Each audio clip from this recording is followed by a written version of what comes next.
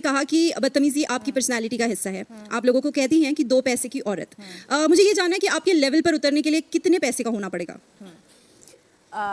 इस सवाल के लिए शुक्रिया मोहतरमा। तो जो आपने ये बात बोली है 2 पैसे की औरत, अगर आपने पूरा शो देखा होगा। मैंने पूरा शो देखा। हाँ, तो ये मैंने सिर्फ एक लड़की को बोला था, नीलम को, जिसके बाद उसको बिठा के मैंने उससे माफ़ी मांगी, क्योंकि उस टाइम पे मैं आपने तो घटिया भी बोला है ना, तो आपके लेवल पर उतरने के लिए क्या करना पड़ेगा? वो मैंने एक मेरे लेवल पे उतरने की ज़रूरत ही नहीं है किसी को, बिकॉज अगर सामने से मेरे साथ कोई भेटता है तो मैं उसके लेवल पे जाती हूँ। मेरे लेवल पे उतरने की ज़रूरत है ही नहीं किसी को। तो ये जो भी मैंने शब्द बोले घटिया, चलो वो मैंने बहुत बोला है काफ़ी लोगों को, बट कुछ ऐसे एक्सट्रीम वर्ड्स जैसे 2 पैसे की और व्हाट्सएवर, वो मैंने नीलम को बोला था, जिसके बाद मुझे रियलाइज़ हुआ इंस्टेंटली, और उसके बाद मैंने उसको सॉरी नहीं बोला था।